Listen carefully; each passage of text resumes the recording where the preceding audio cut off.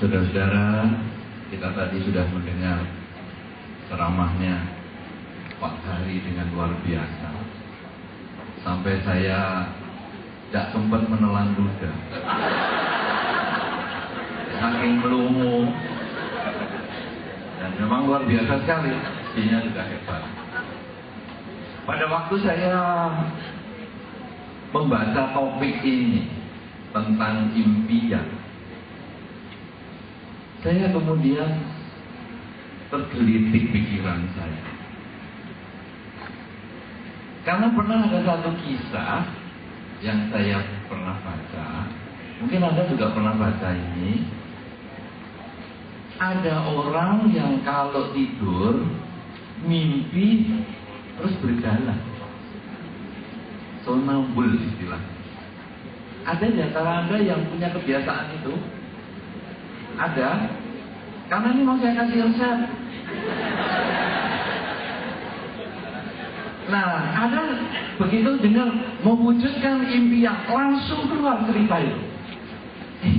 Mimpi, waktu tidur mimpi terus jalan. Nah, kemana-mana pergi, dia cari pengobatan tidak bisa sembuh-sembuh. Sampai akhirnya dia pergi ke seorang yang diketuakan di sebuah tempat. Lalu dia memberikan sebungkus jimat. Tapi tadi saya tanya ulang, ada nggak yang tidak bisa kalau tidur itu sambil jalan, ada nggak?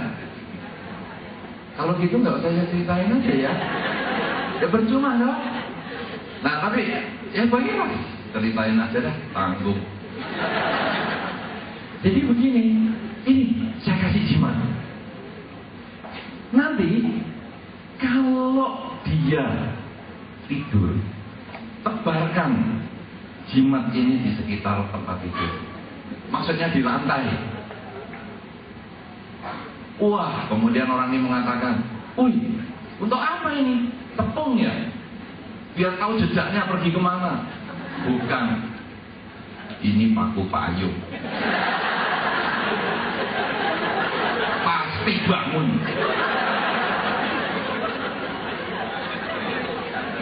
Saudara-saudara, supaya ini juga biar akrab, saya mau jalan-jalan. Dari tadi duduk terus, sekarang saya mau jalan. Tapi kalau nanti saya tidak balik sini, saya minta maaf ya.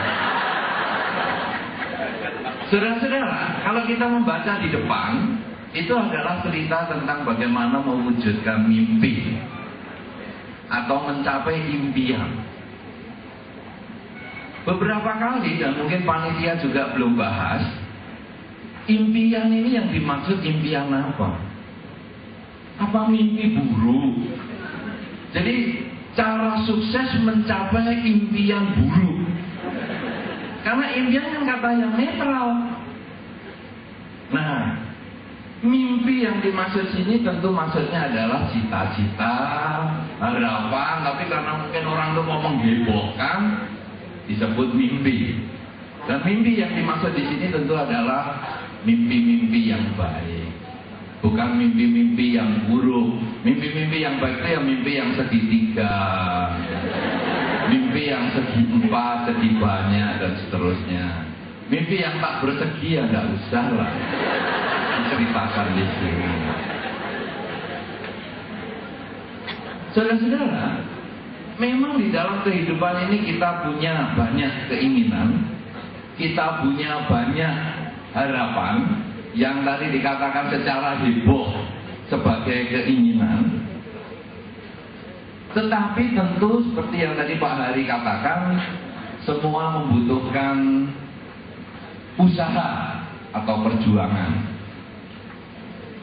Nah, tadi saya sudah buka dengan kisah orang yang mimpi dan berjalan. Kemudian saya sudah juga ceritakan bagaimana ditebarin pines atau paku payung supaya orang yang tidur sambil mimpi ini bisa terbangun. Artinya apa?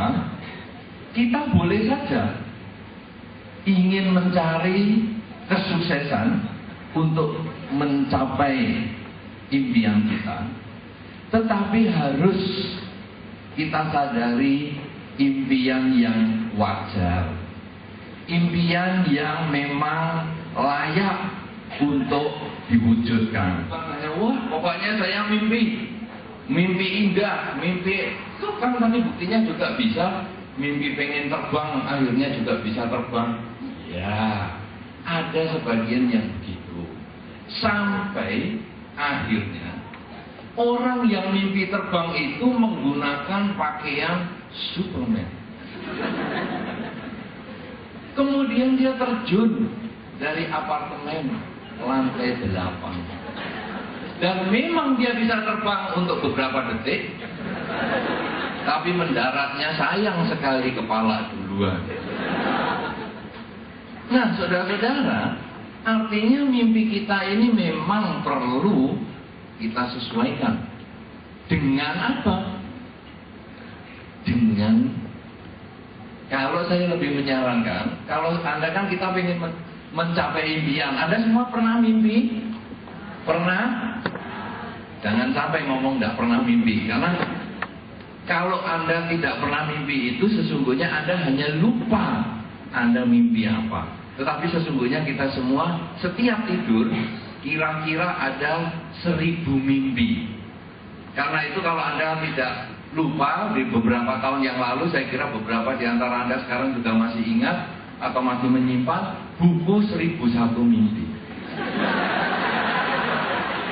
Dalam banyak kasus, tiap pagi orang-orang itu ditanya, tadi malam mimpi apa? Tadi malam mimpi apa? Mimpi ketemu biku. Wah, biku 86. Biku. Mimpi ketemu ular. Ular. 32. Ya dulu jualan.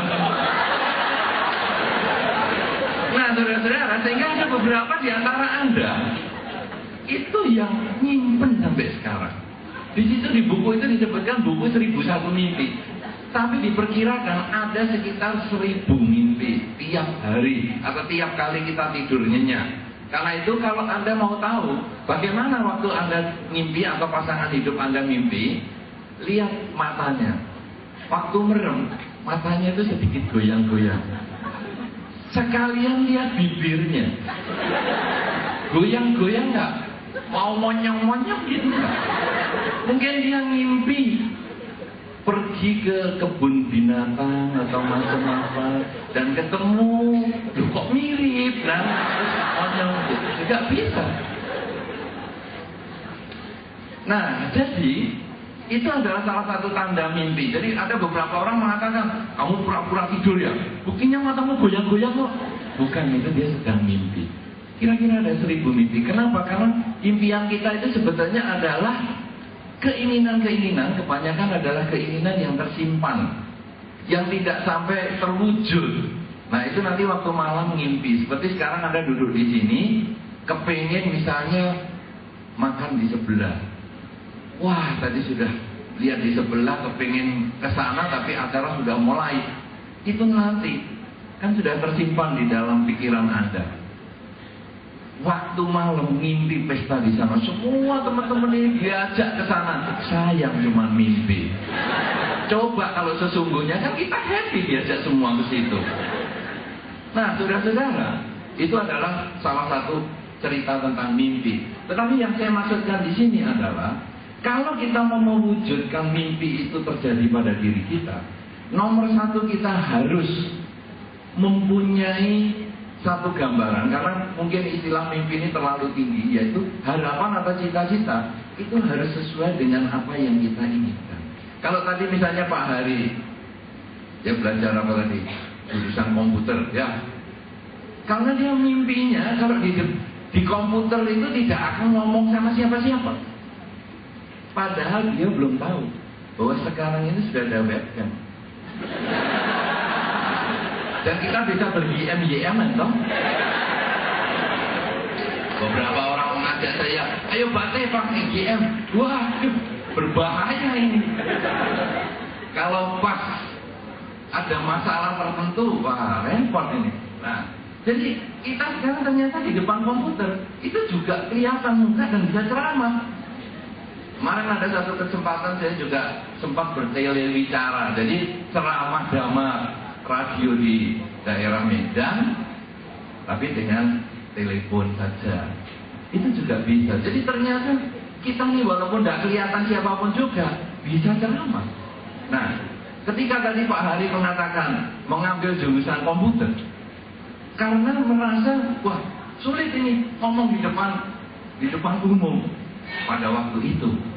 Kenapa? Karena beliau punya mimpi, punya harapan, punya keinginan bahwa yang sesuai dengan saya itu adalah kalau saya berinteraksi dengan mesin, berinteraksi dengan komputer, tidak dengan orang. Nah, artinya apa? Inilah mimpi yang memang sesuai dengan kemampuan kita. Karena itu saudara-saudara, kalau Anda senang main musik, mimpi jadi misalnya ahli bengkeli mesin, saya kira itu agak kurang sesuai. Nanti kemudian Anda memukul palu itu dengan irama-irama do, re, mi, kapan mesinnya jadi? Jadi memilih mimpi itu harus yang sesuai dengan karakter kita, sesuai dengan apa yang kita mampu kerja. Nah, saudara-saudara, karena itu sekarang sebelum Anda bermimpi, tanya pada diri Anda sendiri, aku ini kira-kira berkarakter apa ya? Segitiga, bukan itu maksud saya, bukan yang ini. Memang ini perlu pengenalan karakter, tapi maksudnya bukan yang segitiga, itu bukan. Kita perlu melihat sekarang, saya ini karakternya segitiga apa? Karena disitulah kita nanti akan meletakkan mimpi kita. Wah, saya juga senang mesin, saya senang melukis, saya senang menyanyi. Kalau Anda terlalu banyak yang Anda sukai, Anda mulai bertanya pada diri Anda, mana yang paling dominan? Dari semua kesukaan Anda itu, mana yang paling dominan? Apakah Anda senang menyanyi itu yang dominan? Kalau Anda senang menyanyi, yang dominan, jadilah penyanyi. Seperti tadi adik kita Desi tadi, ya saya juga sudah ketemu beberapa waktu yang lalu pada saat acara di Tangerang. Jadi, kalau kita memang senang menyanyi, pilih. Wah, saya mau menyanyi. Kalau gitu saya harus jadi penyanyi yang paling top. Kalau bisa di tingkat internasional, bagus. Kalau tidak bisa ya di tingkat nasional. Kalau nggak bisa ya tingkat provinsi. Kalau nggak bisa ya kecamatan. Kalau nggak bisa tingkat kamar mandi. Pokoknya yang penting aku sudah mimpiku terwujud. Karena kalau kita tidak bisa nyanyi, not saja kita nggak tahu. Ketika, ayo sudah mulai apa? Ada satu ketika kisah, waktu di Blitar mengadakan lomba paduan suara. Nah, kemudian semua orang sudah siap paduan suara, berdiri semua berjejer-jejer. Lalu menyanyi. Guru paduan suara mengatakan, kamu ketinggian. Oh ya. Apaan? Ketinggian. Dia sudah tidak bisa membedakan. Nah, kalau sudah begini, apa ini? Bisa jadi penyanyi. Oh, kamu kurang tinggi. Ya, sebentar. Sudah tinggi. Saudara-saudara, kalau kita memang senang menyanyi, jadilah penyanyi. Kalau kita senang komputer, cari bidang-bidang yang berhubungan dengan komputer. Kalau kita senang desain, cari bidang-bidang yang berhubungan dengan desain.